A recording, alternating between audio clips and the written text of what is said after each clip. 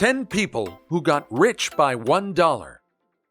It's no lie that everybody wants to be rich, drive the poshest of cars, and sleep in the biggest of palatial mansions. But again, we always have to remember that success is not accidental. Every successful person, or rather most successful people, work through the thorny path to the top. They manage to make a living out of sheer hope. Here are the 10 people who got rich by $1. Lorna Ruto, Kenya. Lorna always had business acumen within her. Her company, EcoPost, collects and recycles waste plastic into aesthetic, durable, and environmentally friendly fencing posts that serve as an alternative to timber materials. Her products are also used to make greenhouse beams, among other things. She didn't have any capital to kickstart her business, so what did she do? Lorna and other young and ambitious thousands of Kenyans applied for Seed Award in 2010. Luckily for her, she won the ultimate prize of $6,000. This money is what has turned out to be a success story today. So far, EcoPost has created 50 direct and 2,000 indirect jobs for less fortunate people in society. Her company has also withdrawn 3.5 million kilos of waste plastics from the environment. Lorna has received many awards for her environmental conservation efforts, including the 2011 Sub-Saharan Africa Cartier Laureate in Paris, Bid Network Nature Challenge Award in the Netherlands, among others. John Paul DeJoria, United States. As much as they say America is the land of opportunities, without hard work and determination, that phrase can as well be rendered useless. John Paul DeJoria. Before joining the elite class of the haves, life was quite harsh when he was still dining with the have-nots. The self-made billionaire is the founder of Paul Mitchell's line of hair products. Initially, John barely made ends meet, breaking his back on torturous jobs. His determination always remained alive during these trying times, and with a loan of $700, he started his company. Today, he is worth a cool $3.1 billion. Kevin Plank, United States. It's hard to believe that at the age of 47 today, Kevin Plank has literally seen it all, from drowning in poverty to being a billionaire. He is a household name, but if you don't know who he is, allow me to do the honors. Plank is the founder of sportswear giant Under Armour, a multi-billion company based in Baltimore, Maryland.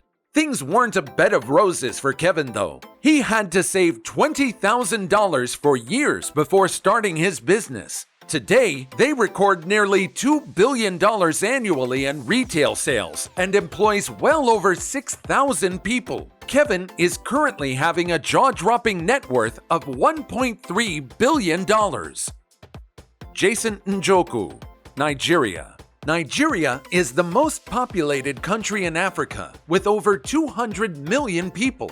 He is Jason Njoku, the co-founder of Iroko TV, a mobile entertainment and internet TV platform that's particularly popular for its impressive African movie catalog. He suffered several failed business attempts and had to borrow $90,000 from his friend to eventually realize his dream. Today, his venture is worth over $40 million, and foreign investors are battling for his signature. Iroko TV is known as the Netflix of Africa. Millions of Africans now have access to the internet.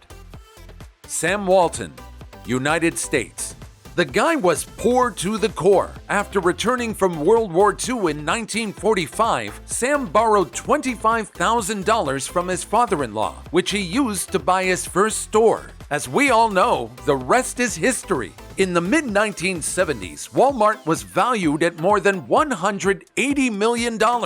Currently, there are over 11,000 branches across the globe and have an operating income of over $21 billion. A quick look at the Forbes magazine will show you just how much wealth Walton amassed. His children's names decorate the front page. Sam had a net worth of $8.6 billion when he died in 1992. Anaphosa, South Africa.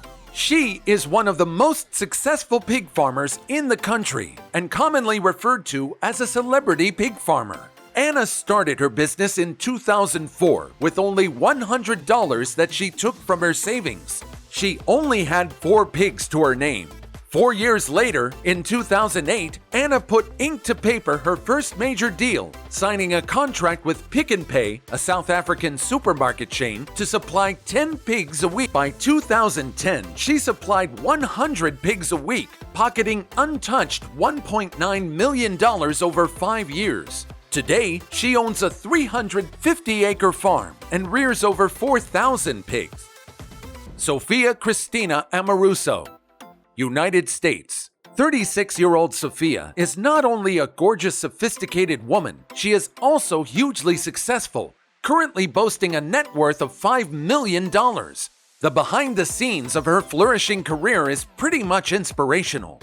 Born with entrepreneurial appetite, Sophia is the founder of Nasty Gal, a fashion company that mostly sells women's clothes. She began her empire by scouring the racks at secondhand stores and selling her vintage finds on eBay. She used the money from her sales to set up a warehouse and heavily involved the use of the internet in wooing customers. She is one of the most successful self-made millionaires today and an inspiration to many young fashion lovers who have the dream of joining the industry. As a young adult, Sophia slept on the streets and grabbed food from bins to make ends meet. Want to know her story more? Catch her on Netflix, where she has a show about her past struggles.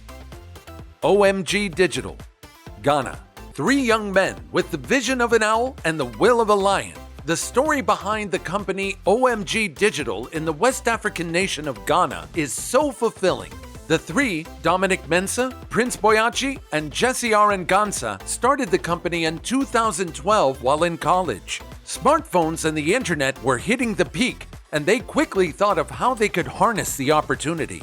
They created a media company that served the internet-savvy generation. Today, their brand is found in Ghana, Nigeria, Kenya, South Africa, Uganda, Zambia, and Tanzania. In 2017, the group raised $1.1 million from a group of venture capital firms and angel investors. Njoku, Ukrainian-American. Imagine life without the mobile application WhatsApp. Miserable, right? Exactly what I thought. Was it not for Njoku, the life-changing invention wouldn't exist. Jan is the founder of WhatsApp, an application that he developed in 2009. Jan was born into poverty in Kiev, Ukraine, and had to sneak into America at the age of 16 to fight for the much-publicized American dream. He dropped out of college and got his first job at Yahoo. He developed the mobile communication app with his friend Brian Acton. Facebook acquired the company for $19.3 billion in 2014. Jan is currently worth a cool $9.8 billion. Bethlehem Malemu, Ethiopia. She runs a company known as Soul Rebels, one of the most popular and fastest-growing African footwear brands globally. She started this venture with a capital of $10,000 that she solicited from friends and family back in 2004. Her eco-friendly footwear is made from recycled materials and currently has stores in over 50 countries globally. Canada, Japan, the USA, and Switzerland are among her prime client destinations. Her success story has been featured on Forbes. She continues to inspire the younger generation by showing them that success is not final, failure is not fatal, and that it is the courage to continue that counts. Which grass to grace story inspired you the most? Did you enjoy our video? If you did, click on the subscribe button for more of such content. Also, give us a like and share the video. If you have read other inspirational stories, feel free to share with us by leaving a comment in the comment box below.